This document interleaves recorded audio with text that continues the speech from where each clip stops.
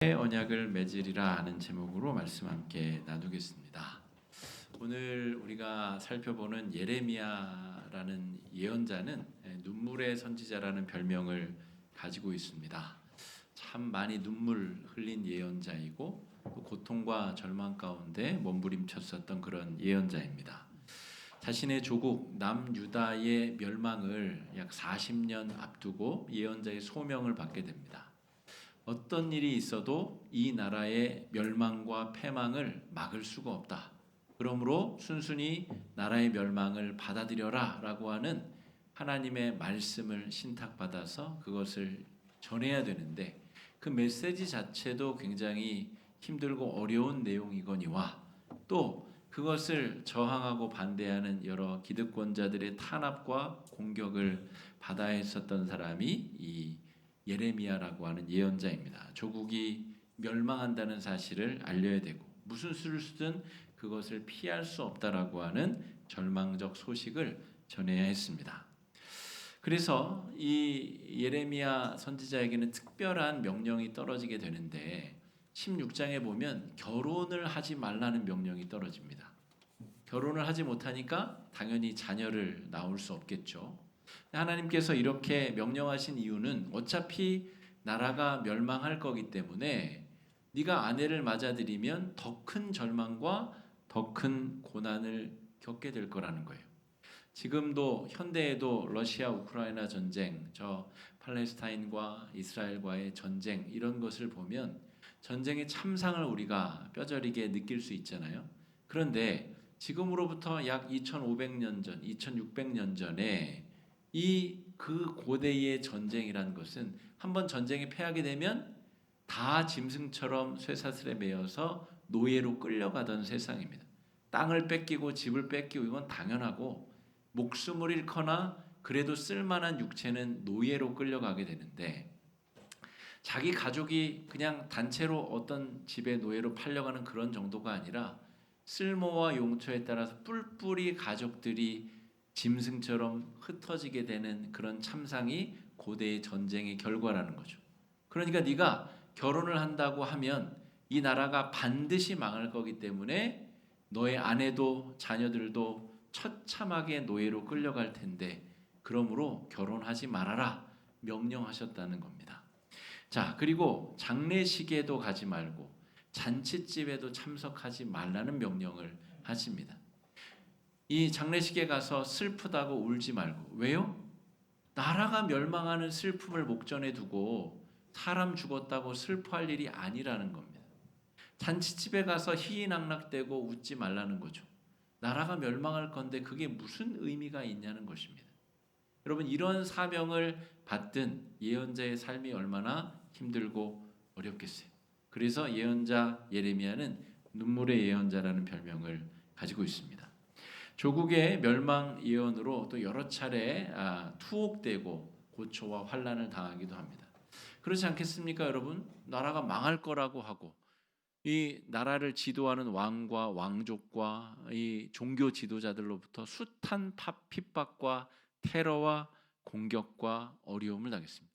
감옥에 수차례 갇혔는데 당시의 감옥은 지금처럼 뭐 쾌적한 교도소, 구치소 이런 데가 아니라 우물처럼 깊이 땅을 파고 물을 채우고 살똥말똥할 정도, 정말 까치발을 하면 겨우 목숨을 부지할 수 있을 정도로 물을 채우고 죄인을 가둡니다. 습한 곳에서 온갖 더러운 벌레 짐승들 속에서 죄인이 버텨내야 되는 곳이 고대 시대의 감옥이었다는 거죠.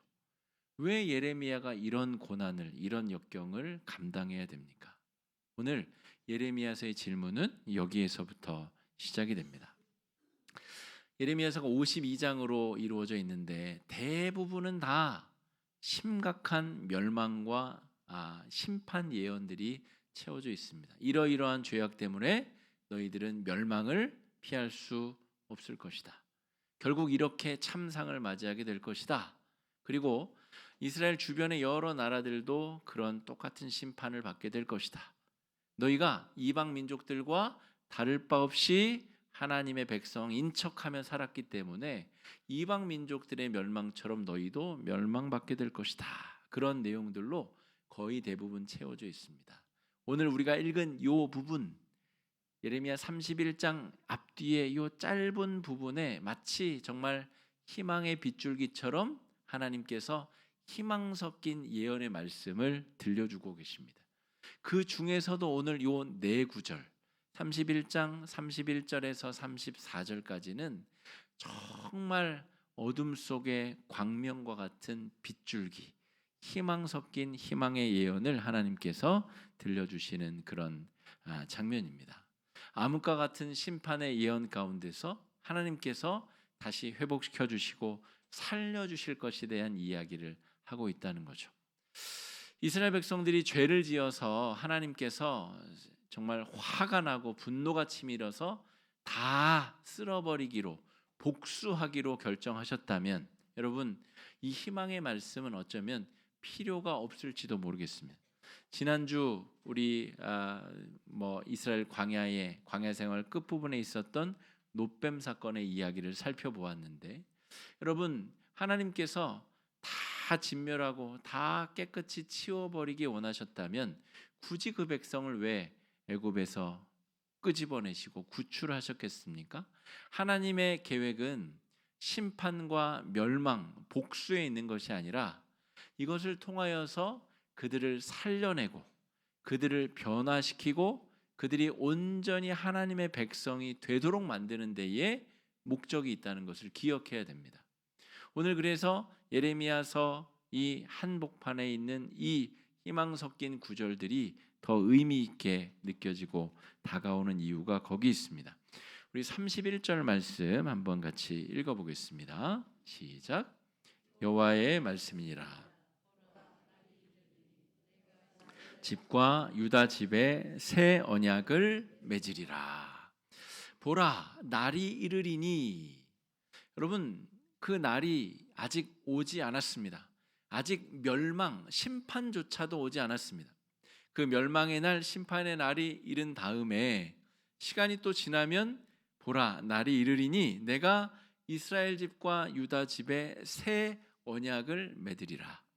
이미 나라가 분열되어서 북이스라엘은 멸망한 상태입니다. 그런데 지금 이스라엘 집과는 멸망당한 북이스라엘을 말하는 것이고 유다 집은 남유다를 상징하는 겁니다. 내가 이미 멸망한 북이스라엘과 남유다 땅에 새로운 언약을 맺을 것이다 라고 선포하고 있는 것입니다.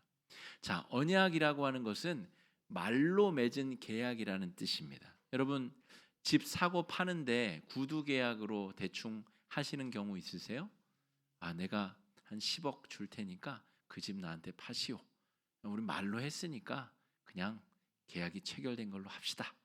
그렇게 하는 사람 없습니다. 그런데 하나님의 약속은 언약이라고 하는 독특한 표현으로 기록하고 있습니다. 말로 맺은 계약이 언약인데 하나님이 전능하시고 하나님이 그 뜻을 변개하지 않으시는 분이기 때문에 사용되는 단어가 언약입니다.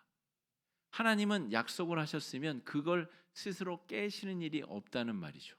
그 계약이 깨어지려면 어느 쪽에서, 사람 쪽에서 그 계약은 늘 틀어지고 깨어지기 마련입니다. 그러므로 하나님은 이걸 기록하거나 적을 필요가 없이 언약이라고 하는 단어로 하나님과의 계획을 묘사하고 있다는 거죠.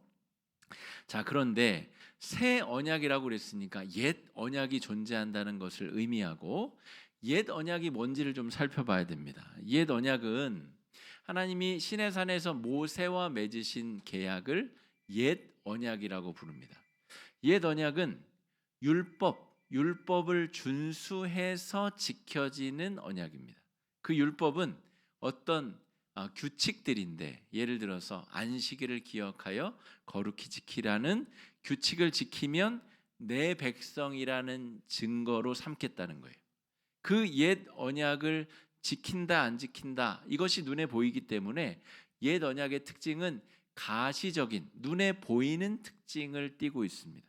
그런데 새롭게 선포되는 언약, 새롭게 지켜지게 될 언약은 눈에 보이지 않는 언약이라는 특징이 있습니다.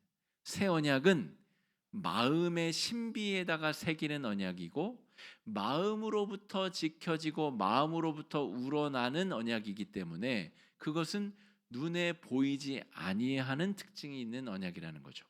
자, 이스라엘 백성들이 주전 586년도에 바벨론에 의해서 멸망하게 됩니다.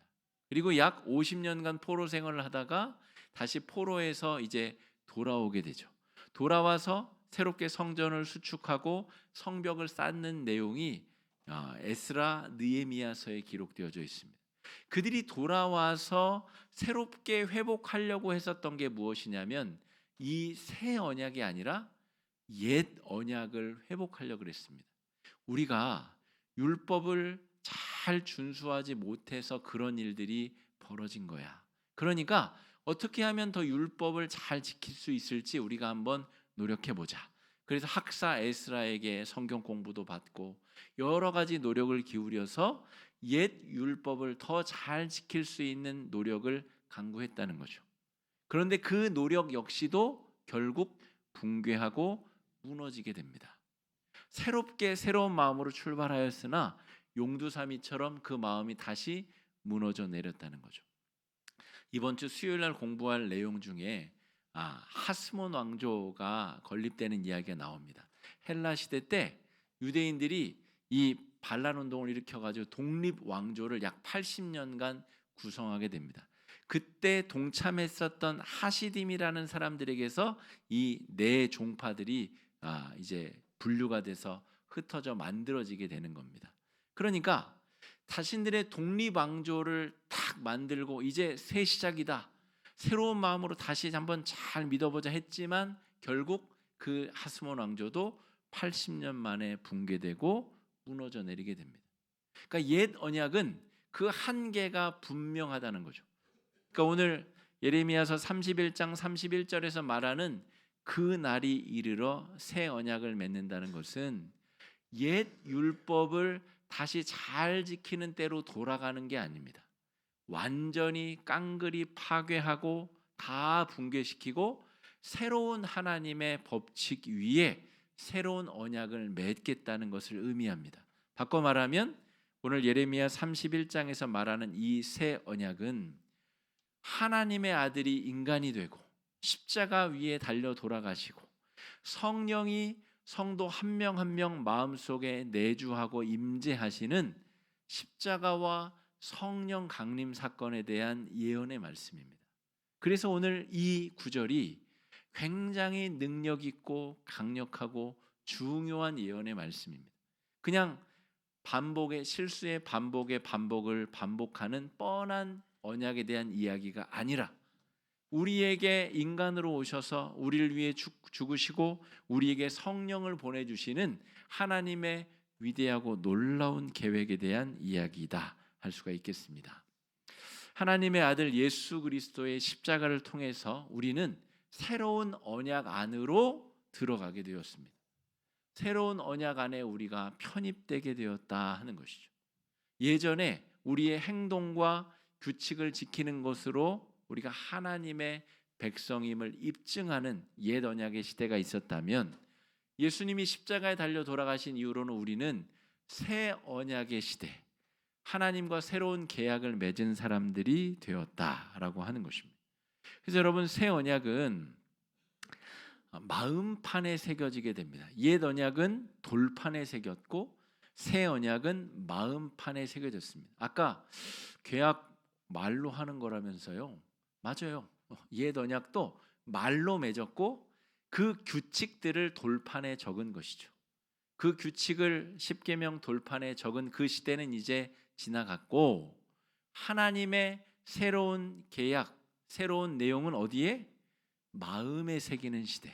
이건 성령 강림과 성령 내주에 대한 예언의 말씀입니다. 여러분 새 언약은 눈에 보이지 아니하는 형태로 마음판에 새겨지게 됩니다. 우리 33절 말씀 우리 한번 같이 읽어보겠습니다. 33절입니다. 시작. 그러나 그날 후에 내가 이스라엘 집과 맺을 언약은 이러하니 곧 내가 나의 법을 그들의 속에 두며 그들의 마음에 기록하여 나는 그들의 하나님이 되고 그들은 내 백성이 될 것이라. 여호와의 말씀이니라. 여러분, 예레미야 전체를 관통하는 나라 멸망에 대한 예언의 말씀 속에 이 31장 이 1절에서 4절, 31절에서 34절까지 말씀이 정말 보석과 같은 가치가 있는 이유가 거기 있습니다.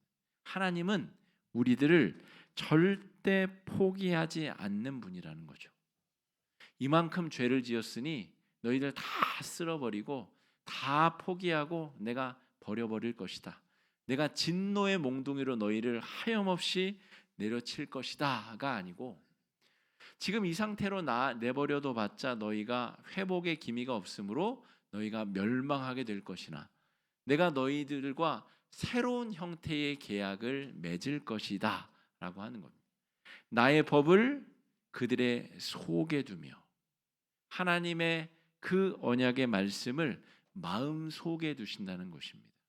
우리 안에 샘솟는 은혜의 물줄기가 그치지 않도록 공급해 주실 것이라는 예언의 말씀이고, 성령께서 우리 안에 내주하시면서 우리와 더불어 우리와 동행하실 것이라는 예언의 말씀입니다.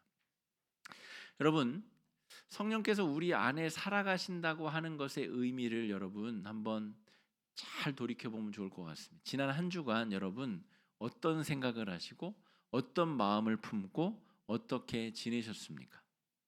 전능하시고 거룩하신 하나님이 내 마음에서 벌어진 일들을 알고 계신다라고 한번 생각해 보면 끔찍하지 않습니까?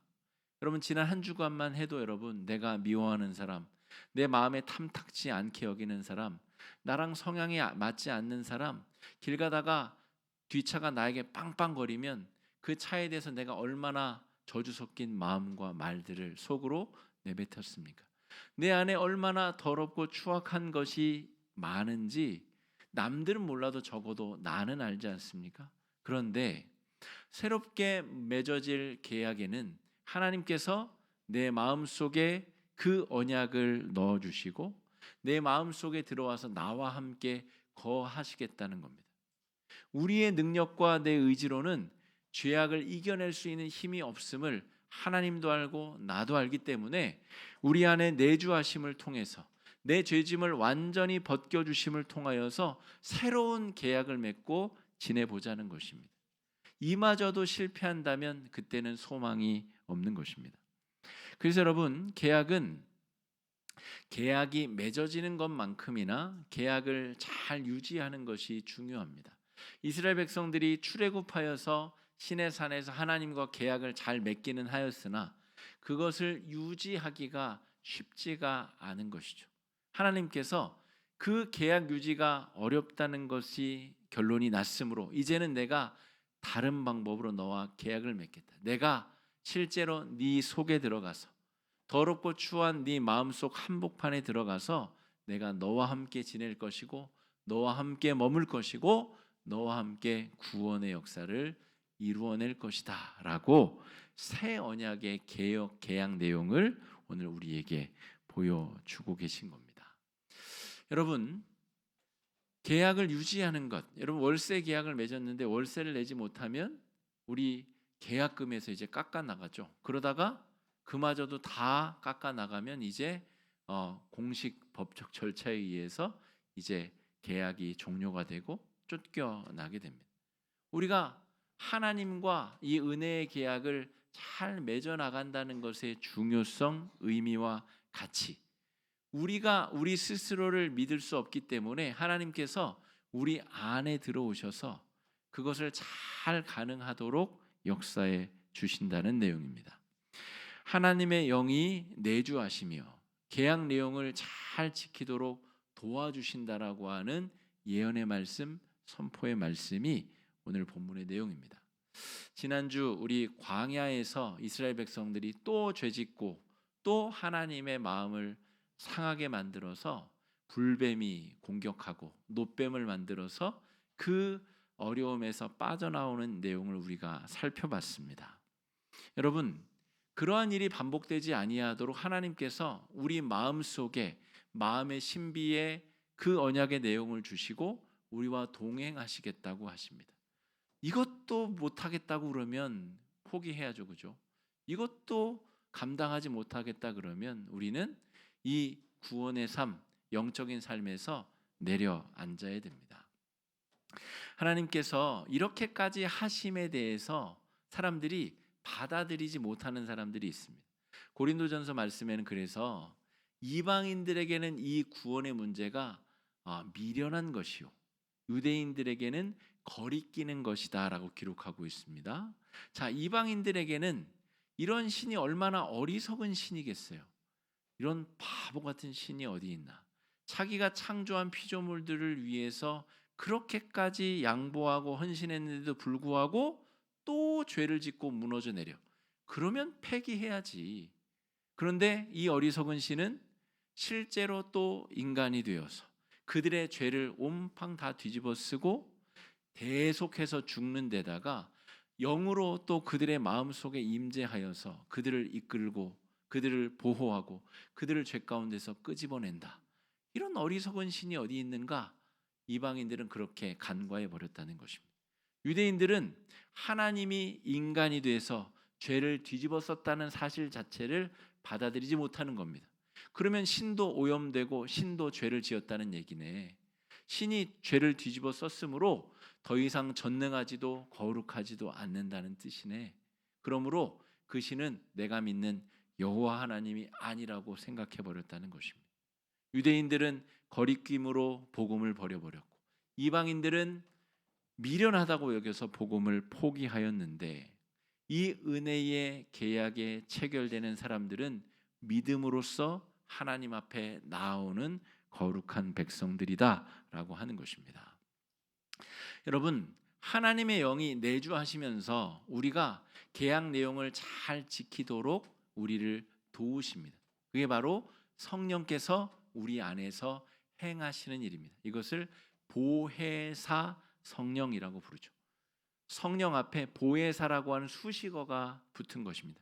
보호하시는 분, 은혜를 깨닫게 하시는 분, 그리고 스승이 되셔서 가르치시고 이끌고 도우시는 분, 그게 성령의 역할이라는 것이죠.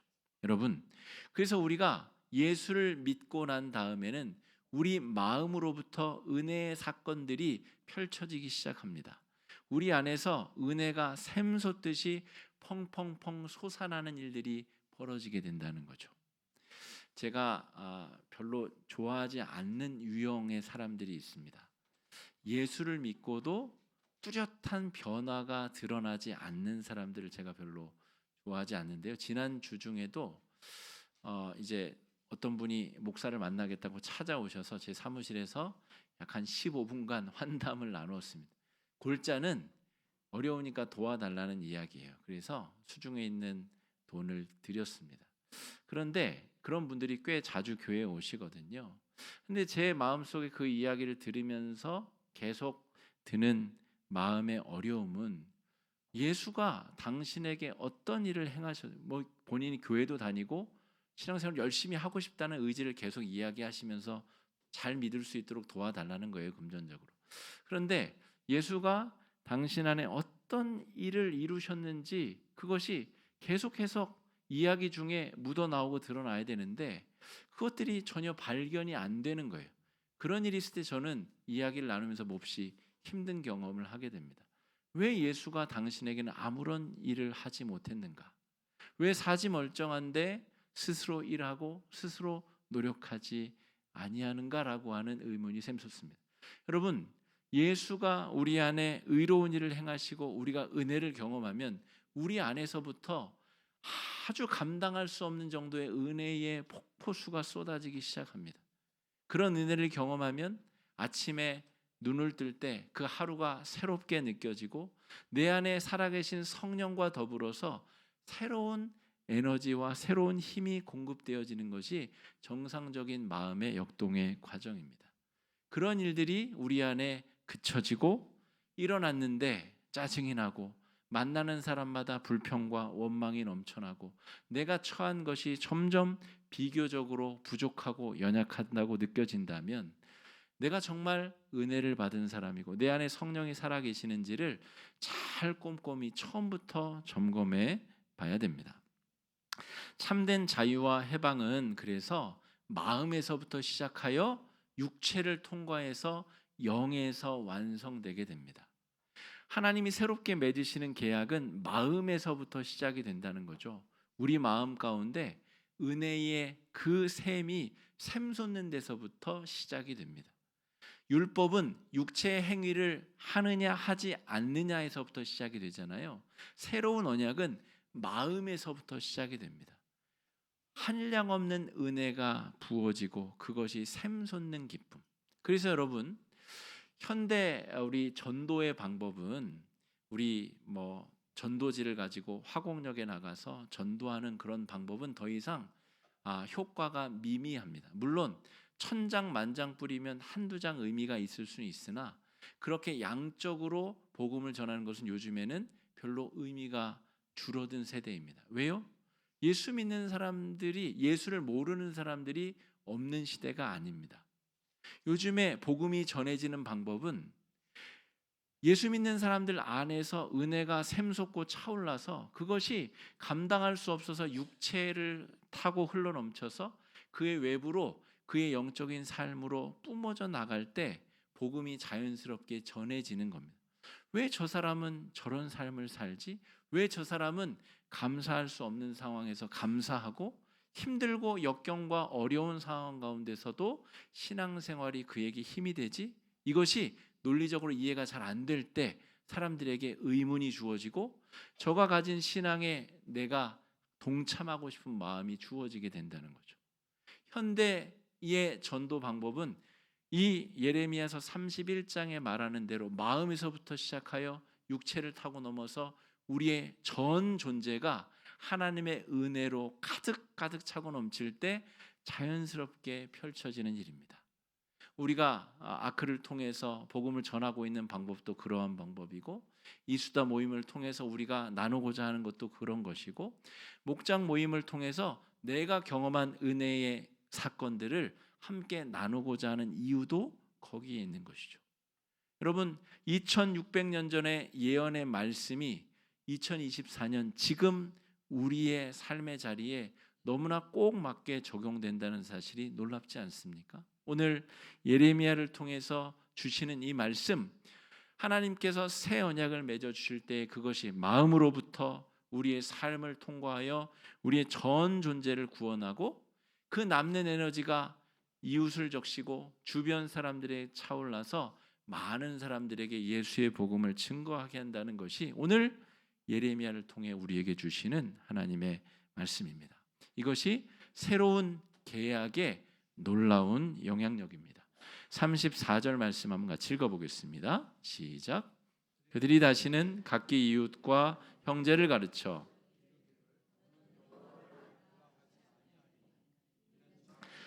큰 자까지 다 나를 알기 때문이라 내가 그들의 악행을 사하고 다시는 그 죄를 기억하지 아니하리라.